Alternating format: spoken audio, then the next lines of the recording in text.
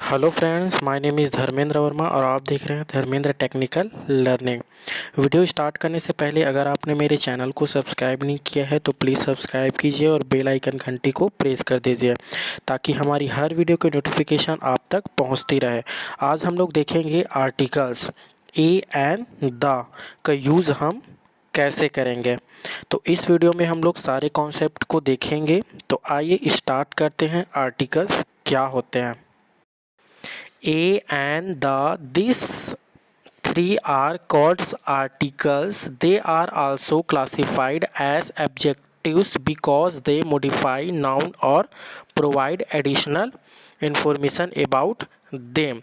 A and और the ये तीनों एब्जेक्टिव्स आर्टिकल्स कहलाते हैं।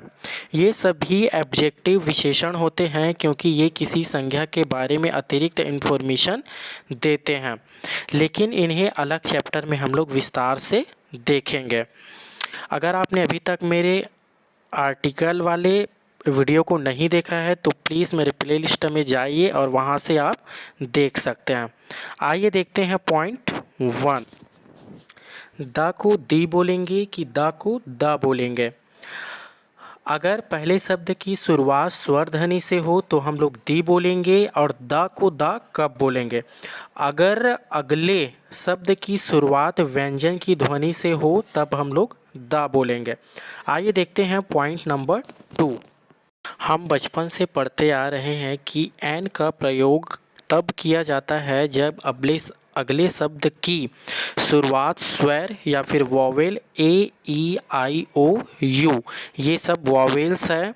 अगर आपने मेरे पहले वीडियो को नहीं देखा है वॉवेल एंड कॉन्सोनेंट क्या होते हैं तो प्लीज़ जाइए प्लेलिस्ट में और देखिए, मैंने वहाँ पे सारी चीज़ को अच्छे से समझाया है। तो आइए वीडियो को कंटिन्यू करते हैं।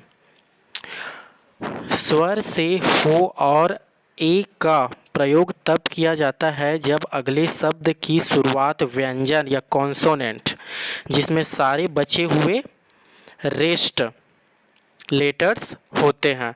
अगर ये सच है तो फिर आवर्स के साथ एन का यूज क्यों नहीं किया जाता, जबकि आवर्स एक ऐसा वर्ड है जिसकी शुरुआत व्यंजन एच से होती है, और यूनिवर्सिटी के साथ ए का प्रयोग क्यों नहीं किया जाता है, जबकि यूनिवर्सिटी एक ऐसा शब्द है जिसकी शुरुआत स्वर यू से होती है। सच तो यह है कि बात स्वर या व्यंजन से शुरू होने की नहीं बल्कि स्वर व व्यंजन की ध्वनि से शुरू होने से है। आर्टिकल दो तरह के होते हैं। पहला है डिफिनाइट आर्टिकल जिसमें हम लोग द का यूज करेंगे, और दूसरा होता है इंडिफाइंड आर्टिकल जिसमें हम लोग ए और ए एन का यूज़ हम लोग करेंगे। तो आइए देखते हैं दोनों का डेफिनेशन एक एक करके। पहला है डिफिनाइट आर्टिकल जिसमें हम लोग द का यूज करेंगे। Difficult article the generally point out a particular person, place और थिंग्स। मुख्यतः द का प्रयोग किसी विशेष व्यक्ति, स्थान या फिर वस्तु के साथ होता है जिसके बारे में पहले से ही जानकारी हो, उसके लिए द का यूज करेंगे। दूसरा है इनडिफिनाइट आर्टिकल जिसमें हम लोग यूज़ करेंगे a an. Indefinite article a an does not point out any particular person और थिंग। यह मुख्यतः ए एन का यूज किसी ऐसे व्यक्ति, स्थान या फिर वस्तु के साथ होता है जिसके बारे में हमें पहले से जानकारी नहीं होती है। तो आइए इसे हम लोग डिटेल से समझते हैं। अ बॉय एक लड़का या फिर कोई लड़का। द बॉय वो लड़का। सपोज़ कीजिए आप घर पर है, अचानक कोई लड़का दरवाज़ा खटखटाता है। आप दरवाजे पर गए और देखा कि वह लड़का आपके पापा से बात करना चाहता है।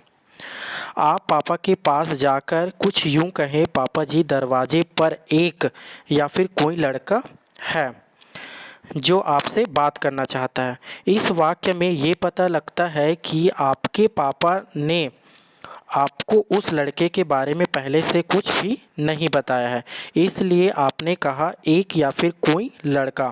अच्छा सोचिए, अगर आपके आपके पापा ने आपको पहले से ही बता दिया होता कि कोई लड़का उससे बात करने के लिए आने वाला है, तो आप एक या कोई का यूज़ नहीं करते, बल्कि आप तो फिर कुछ इस तरह कहते कि पापा, दरवाजे पर वो लड़का आ गया है जिसे आप बात करने के लिए बुलाया था। जब किसी अनजान व्यक्ति या फिर स्थान के बारे में पहले से पता बात हो रही हो तो एक या कोई के लिए ए एन का प्रयोग होता है, और जब किसी ऐसे व्यक्ति या स्थान वस्तु की बात हो जिसके बारे में पहले से भी बात हो चुकी हो तो ऐसे में द का प्रयोग करेंगे। तो आइए इसे और कुछ एग्जाम्पल से समझते हैं। This is the book I was talking about. यही तो किताब है जिसके बारे में मैं बता रहा था। दिस इज़ अ बुक, यह एक किताब है। पहले वाले वाक्य में उस किताब के बारे में पहले से भी बात हो चुकी है, इसलिए किताब से पहले द का प्रयोग किया गया है। तीसरा है mister Rahul is at the door. कोई मिस्टर राहुल दरवाजे पर है। फोर्थ है mister Rahul is at the door. Mister Rahul दरवाजे पर है। दूसरे वाक्य में मिस्टर राहुल से पहले द इसलिए लगाया गया है क्योंकि व्यक्तिवाचक संज्ञा के साथ द नहीं लगता। आइए देखते हैं कुछ और स्वर व्यंजन के एग्जाम्पल्स। वोवेल साउंड और कॉन्सोनेंट साउंड। वोवेल साउंड है आ ई उ ए ऐ ओ औ आहा। व्यंजन की ध्वनि का, खा, गा से लेकर अक्षात्रा ज्ञा। कहाँ पर ए और कहाँ पर एन का यूज हम लोग करेंगे। एन का यूज अगर पहले शब्द की शुरुआत स्वर की ध्वनि से हो। ए का यूज अगले शब्द की शुरुआत व्यंजन की ध्वनि से हो। आइए समझते हैं कुछ एग्जाम्पल्स। अ बॉय, व्यंजन ब की ध्वनि से स्टार्ट हो रहा है इसलिए ए लगा है। अ पेन, व्यंजन ध्वनि से स्टार्ट हो रहा है इसलिए ए लगाया गया है। अ यूनिवर्सिटी, यूनिवर्सिटी या ध्वनि से स्टार्ट हो रहा है इसलिए ए लगाया गया है। अ ईयर, यहाँ भी या की ध्वनि से स्टार्ट हो रहा है इसलिए आ लगाया गया है। एन ईयर, स्वर ई की ध्वनि से आ रहा है इसलिए एन लगाया गया है। अ बास्केट, यहाँ व्यंजन बा की ध्वनि से आ रहा है इसलिए ए लगाया गया है। एन ऑनेस्ट, यहाँ आ की ध्वनि से आ रहा है इसलिए एन लगाया गया है। एन आवर, यहाँ स्वर की ध्वनि से आ रहा है इसलिए एन लगाया गया है। एन एम एल ए, यहाँ ध्वनि ए की ध्वनि से आ रहा है इसलिए एन लगाया गया है। अ यूनियन, यहाँ व्यंजन या की ध्वनि से आ रहा है इसलिए ए लगाया गया है। एन ऑरेंज, यहाँ आ की ध्वनि से आ रहा है इसलिए एन लगाया गया है। अब देखते हैं द को कहाँ पर द बोलेंगे और द को कहाँ पर दी बोलेंगे। तो आइए देखते हैं। द को कब दी बोलेंगे, अगर अगले शब्द की शुरुआत स्वर की ध्वनि से हो तब हम लोग दी बोलेंगे।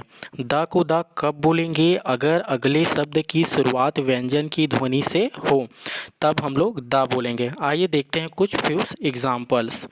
द बॉय, व्यंजन ब की ध्वनि से आ रहा है इसलिए द बोलेंगे। द पेन, यहाँ पे पा व्यंजन है इसलिए यहाँ पे भी द बोलेंगे।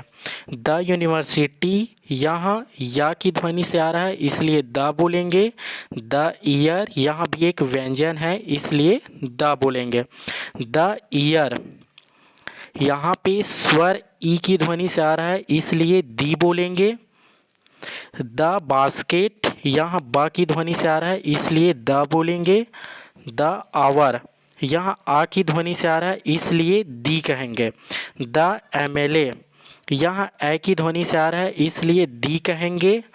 द ऑरेंज, यहाँ स्वर आ की ध्वनि से आ रहा है इसलिए दी कहेंगे। एंड, स्वर एक की ध्वनि से आ रहा है इसलिए दी एंड कहेंगे। आइए देखते हैं कुछ फ्यूज एग्जाम्पल्स और द का प्रयोग हम लोग कहाँ कहाँ पे कर सकते हैं। आइए देखते हैं विथ यूनिक पीपल्स या फिर ऑब्जेक्ट्स, यूनिक लोगों के लिए या फिर वस्तुओं के लिए जो एक साथ ही हैं।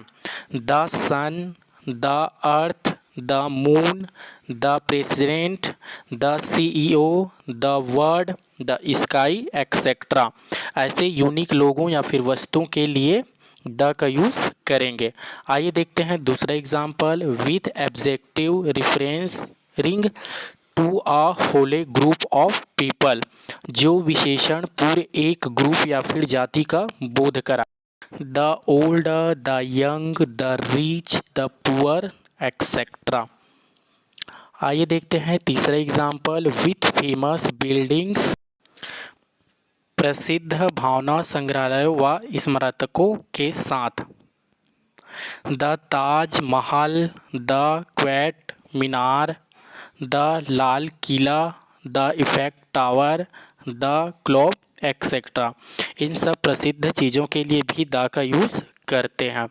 With superlative degree of an adjectives, किसी विशेषण की सुपरलेटिव डिग्री के साथ भी इसका यूज़ करते हैं। The highest, the most, the lowest, the youngest, the oldest, the purest इत्यादि के साथ भी द का यूज़ करते हैं। आइए देखते हैं और एग्जांपल्स। द ओरिजिनल नंबर्स, क्रमवाचक संख्याओं से पहले। The last chapter, the first chapter, the second occurrence, the third member etcetera. With counties whole name include words like kingdom, state और Republic.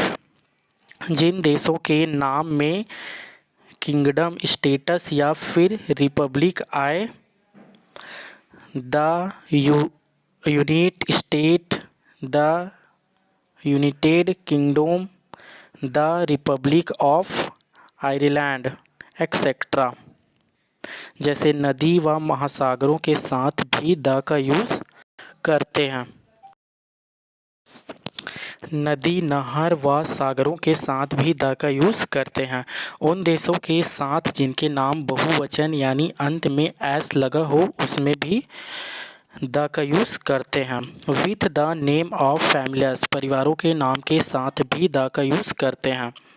The Ranas, the Khans, the Rajans, the Guptas, the Jacksons etcetera के साथ भी the का use करते हैं।